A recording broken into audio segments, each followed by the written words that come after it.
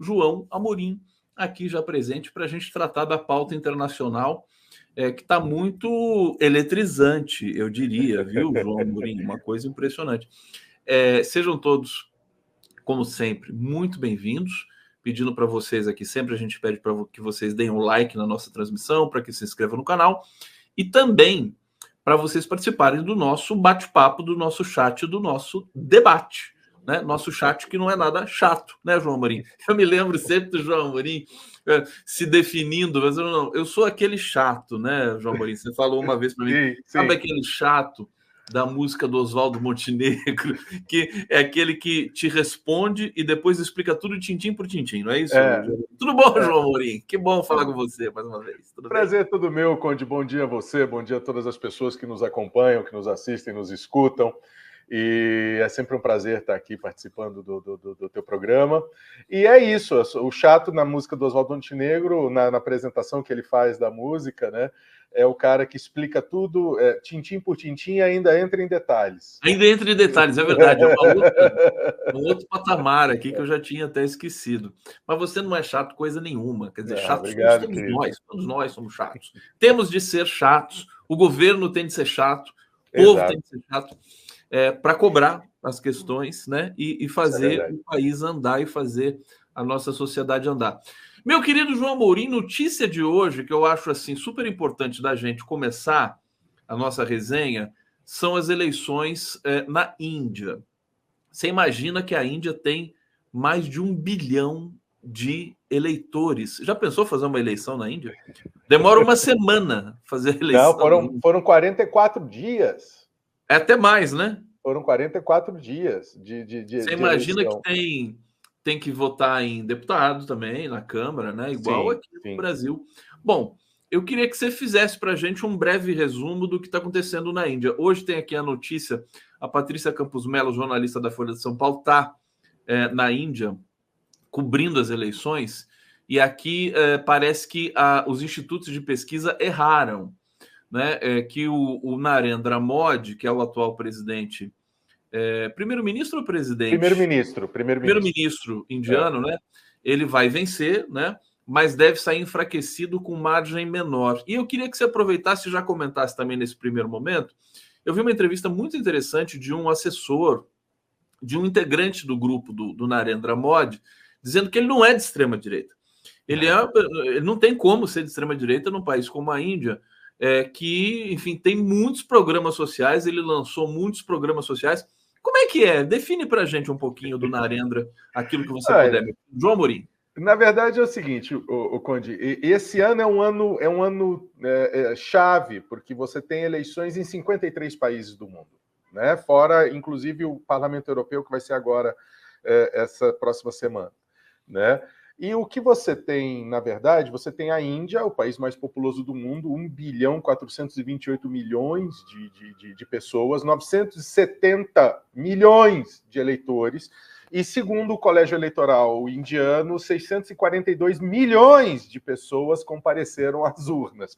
Ou seja, 3 vezes a população brasileira foi votar na Índia. Por isso, 44 dias de eleição e de preparação. Os resultados oficiais devem sair amanhã, porque é urna eletrônica, não tem como você computar uma quantidade dessa de votos.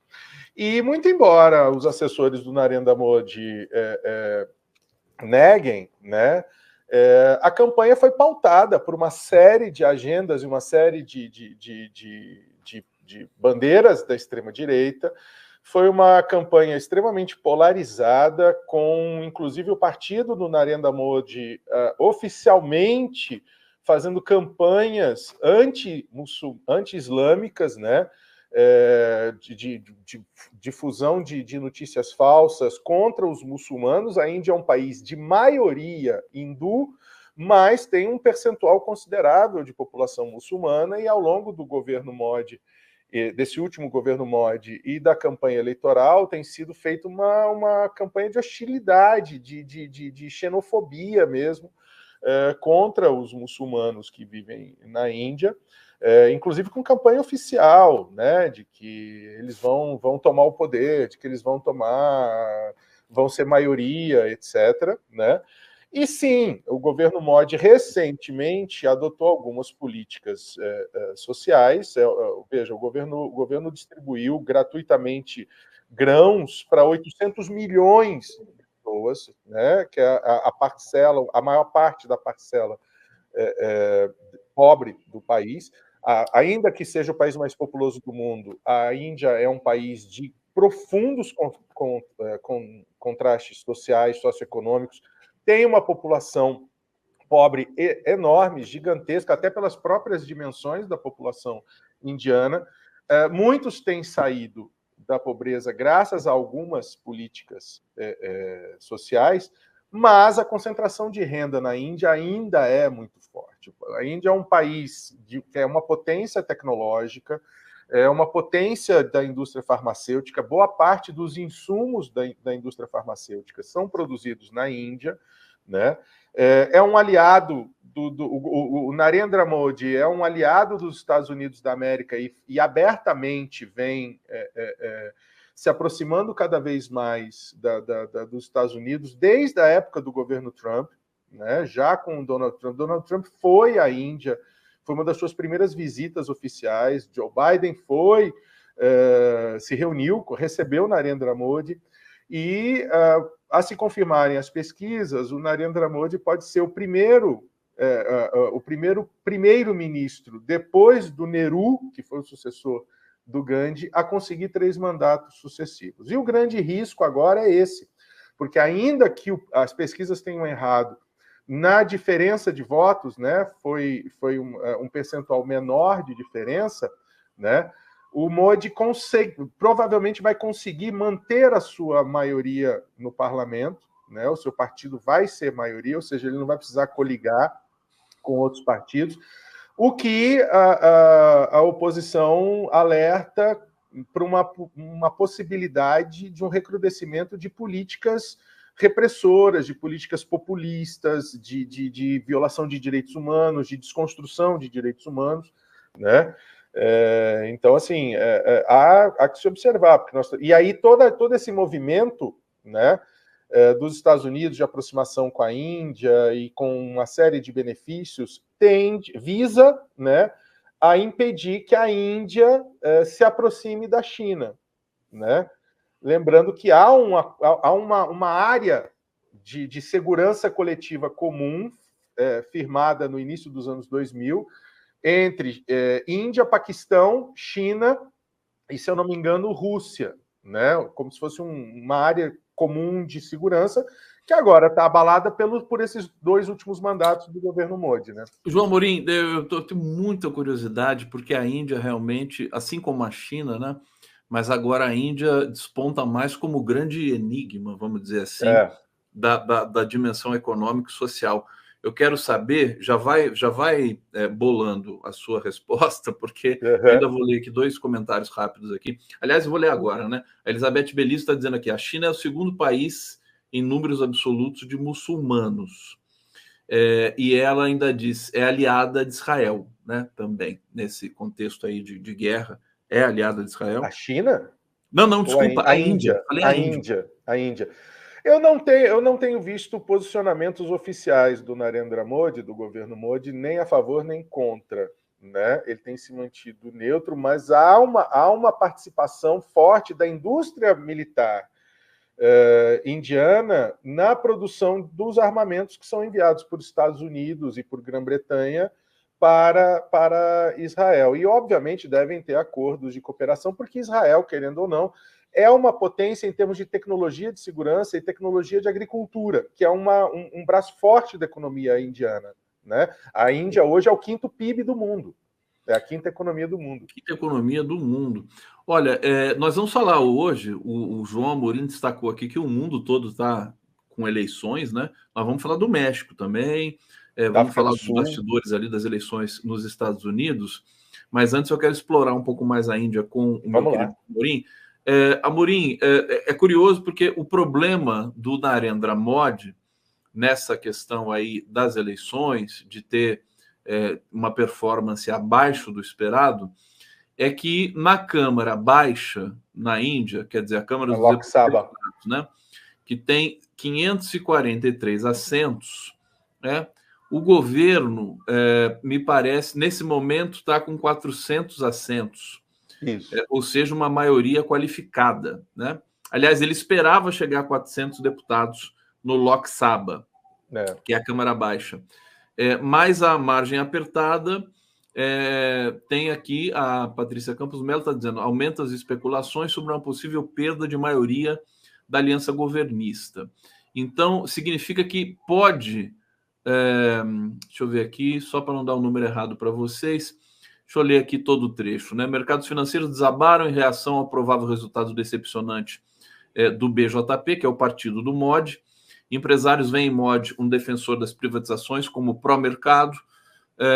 A coalizão de MOD liderava com 296 assentos, a oposição tinha 229. Primeiro, se ele soubesse como é que as coisas andam no Brasil, né? Quer dizer, o Lula venceu as eleições e tem só 130 e poucos deputados de 513, né? E sempre foi assim em todas as câmaras brasileiras, né? Basicamente, ele não estaria reclamando tanto. Mas eu queria que você falasse o que é oposição na Índia. A oposição na Índia é socialista? Para se contrapor ao MOD? E como é que você vê essa questão da composição do governo? Olha, o MOD, nesses dois últimos mandatos dele, ele tem formado, né, ele tem uma coligação ampla, obviamente, né, não é um partido único, né, mas você tem uma série de particularidades na Índia que decorrem da própria multiplicidade da população, né, da própria estratificação da população. Então, você tem as minorias representadas no parlamento, então você tem os sikhs, você tem os muçulmanos, você tem os cristãos, você tem os hindus, né? Você tem os representantes de algumas etnias originárias, vamos dizer assim, você tem a representação dos distritos, você tem a autonomia de alguns distritos, né, em termos legislativos, ou seja, você tem o Punjab, né, com o Gujarat, com o Rajastão, enfim, né? E você tem seríssimos problemas. Veja, a Índia hoje, agora, neste exato momento, ela passa por um período de ondas de calor brutal, né? A Índia, neste final de semana, atingiu a temperatura recorde de 52,9 graus Celsius. Nesses últimos dias tem sido uma semana de média de temperatura nacional em torno de 50 graus Celsius, tá? Ao passo que ela também enfrenta um problema seríssimo de esgotamento de reservas de água, de escassez de disponibilidade de água. Isso afeta a agricultura, que como eu já falei, é um componente muito forte do PIB indiano. Você tem o problema da contaminação, você tem seríssimos problemas de saúde pública, você tem essa abertura, né, esse trânsito fácil do governo Modi tem aprofundado a exploração de grandes corporações internacionais sobre as riquezas minerais agrícolas da Índia, né?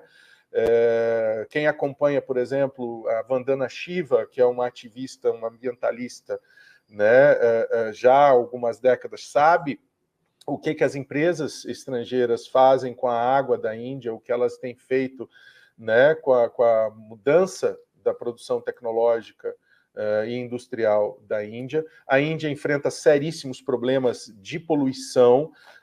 Em muitas cidades você tem o ar mais particulado do planeta.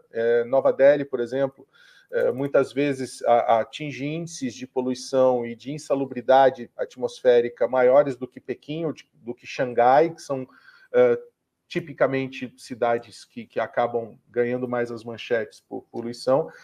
E você tem a desigualdade econômica. A Índia ainda é um país com legislações estaduais e nacionais permissivas ao machismo, à misoginia, ao feminicídio, né? Você ainda tem tribunais ainda lenientes com essa situação. É um país que enfrenta sérios atritos, sérias tensões étnicas, né, em diversas regiões. É um país que tem uma situação militar ainda em aberto no conflito da Caxemira, na província separatista da Caxemira, né, que, muito embora não se diga muita coisa, não esteja sempre no noticiário, é uma região conflituosa.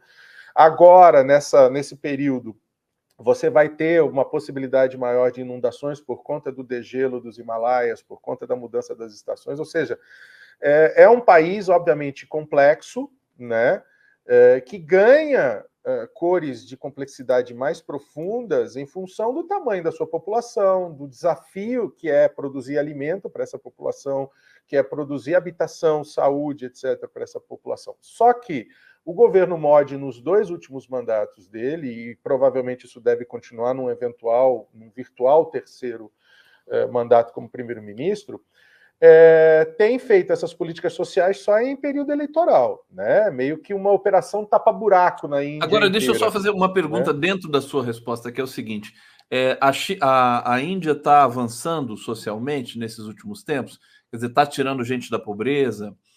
Tá tendo evolução? Não na velocidade, mas não na velocidade que se esperava e não na velocidade, por exemplo, óbvio, não dá para comparar com os números da China, né?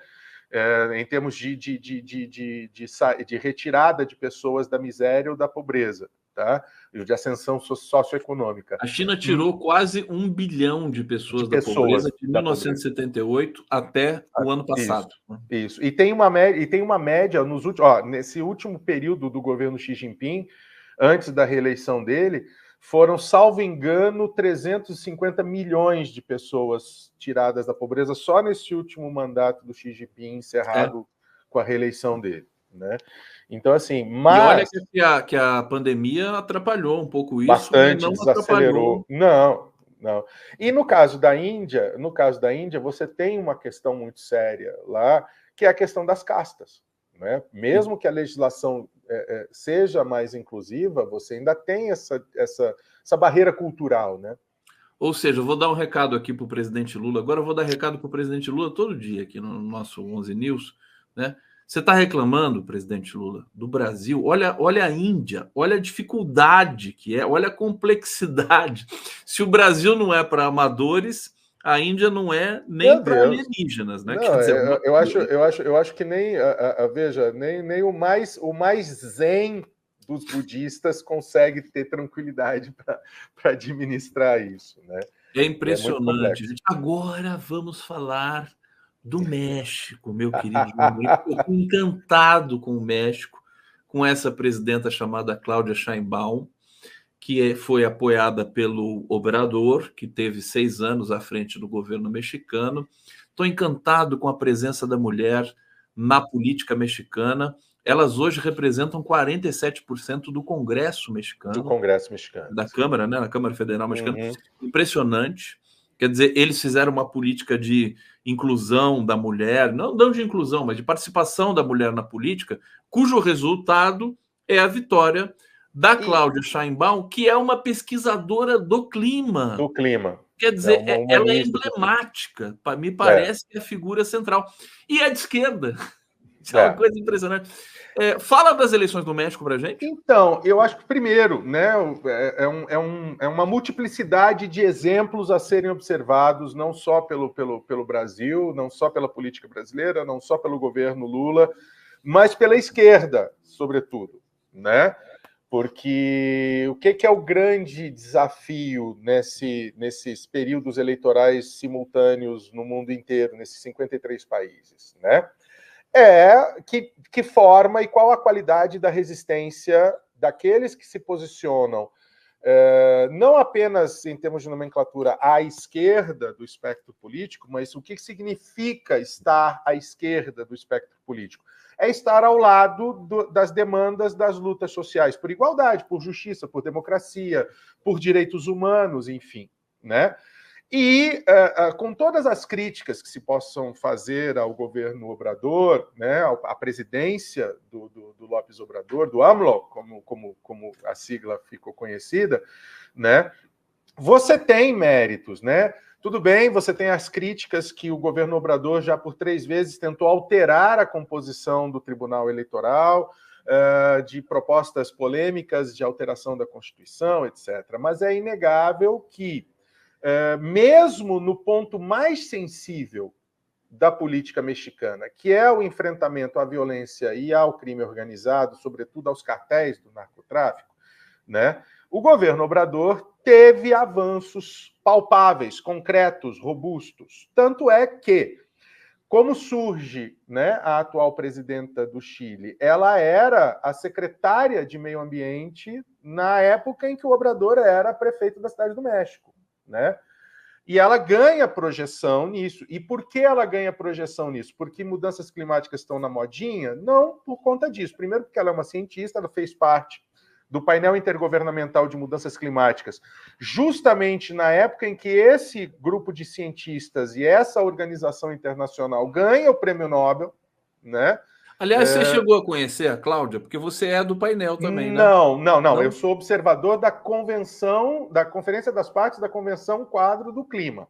Perfeito. Eu não faço parte. Quem faz parte do painel intergovernamental, quem já fez parte do painel intergovernamental, são os meus ídolos, né, na ciência brasileira, Carlos Nobre, Paulo Artacho, etc. Né? Perfeito. Que, aliás, um grande abraço ao professor Carlos Nobre, escolhido essa semana passada como o primeiro sul-americano para o seletíssimo grupo de cientistas classificados como guardiões do clima, né? Guardiões do planeta, perdão, né? Que são o Nobre é meu primo, né? Eu sou Conde, ele é Nobre.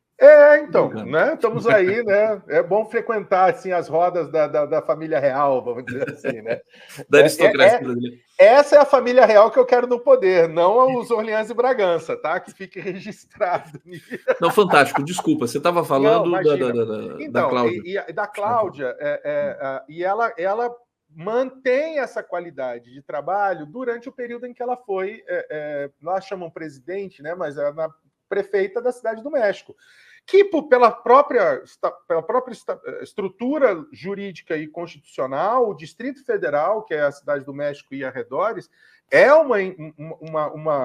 uma área delicada de você gerir, né?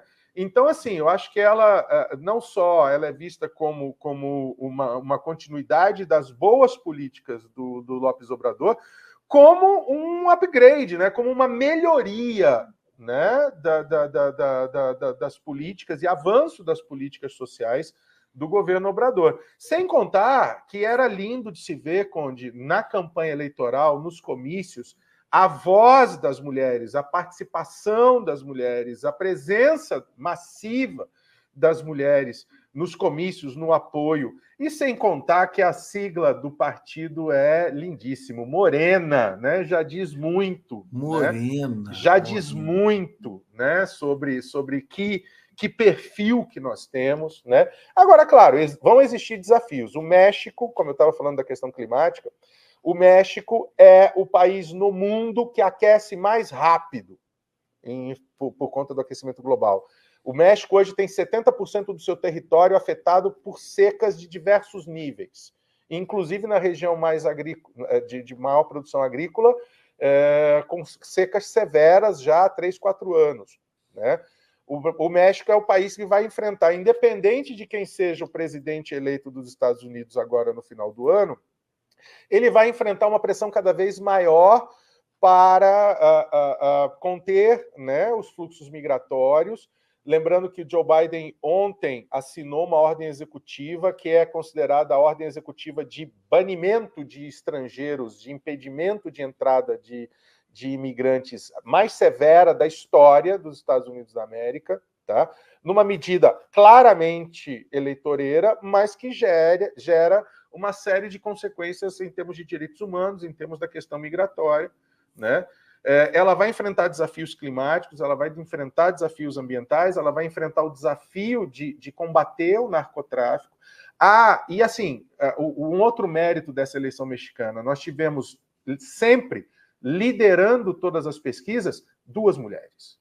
Não é que nós temos uma candidata e um candidato da oposição. Não, nós temos 2 mulheres, em que você pôde ver a plataforma política de cada uma, né?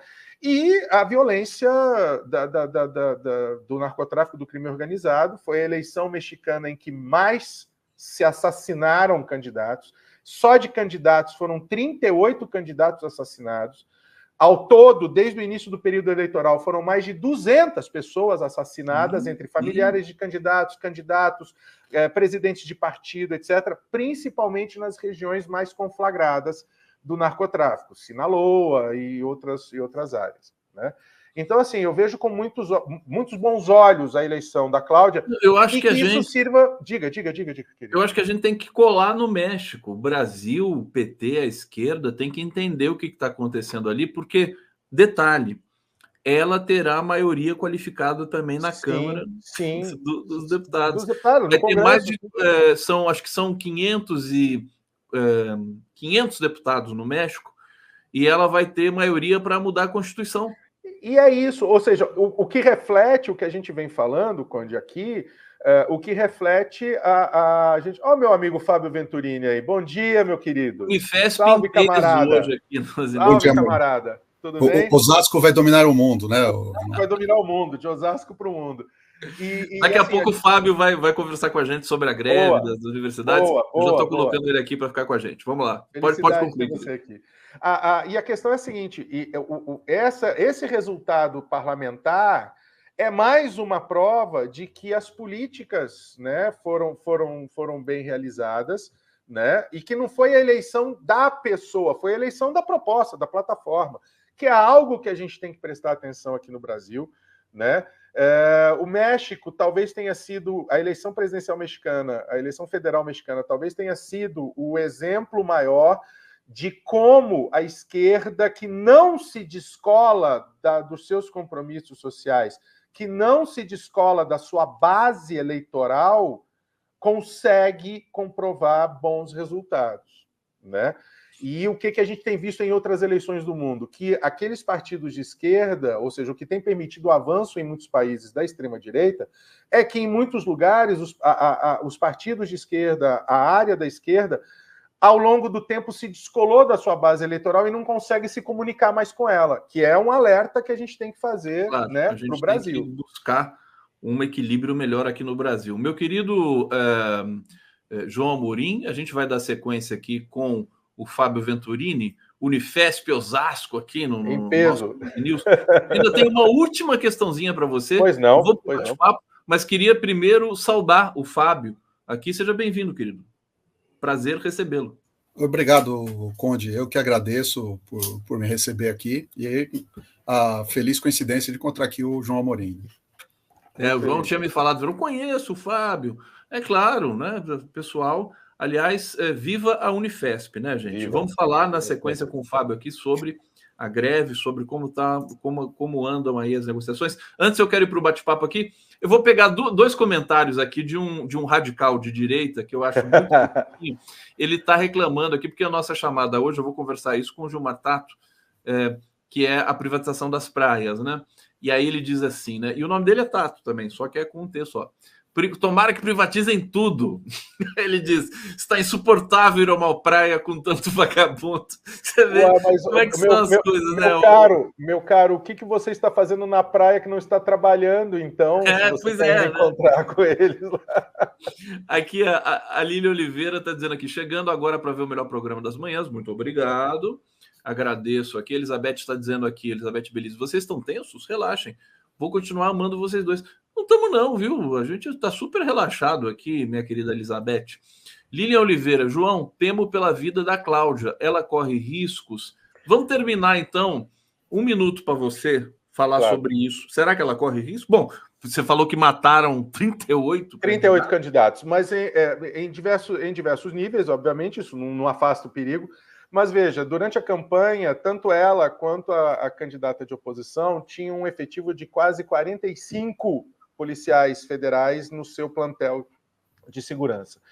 Olha, não dá para cravar que vai acontecer ou não vai acontecer, mas eu acredito que não... Veja, com todas as ameaças que o López Obrador sofreu e com todas as medidas até contrárias aos interesses dos cartéis, ele adotou, e ele está ali vivo, saudável, que se conserve assim, eu não acredito. Agora, é um desafio, é bom não subestimar, né? Mas, assim, tomara que não, tomara que ela consiga ter 6 anos de muita vitória, muita governança. Sucesso, muita governança, muita política social bem implementada, porque o México é um país lindíssimo, é uma cultura lindíssima, riquíssima, e a gente tem que se aproximar cada vez mais do México. Culturalmente muito próximo do Brasil. Muito próximo do Brasil, exatamente. João Amorim, não deu para falar da África do Sul, que eu acho importante. Para a próxima. Mas, ou fica para a próxima, ou a gente vai dar um jeito nisso aí. Sim, e só um detalhe: a coisa da África do Sul é tão louca que a possibilidade mais concreta de se formar o governo agora com a derrota do Congresso Nacional Africano, do partido do Mandela, é com o partido que era do regime do apartheid. Então, só cenas dos próximos capítulos, da nossa próxima conversa, da nossa próxima análise.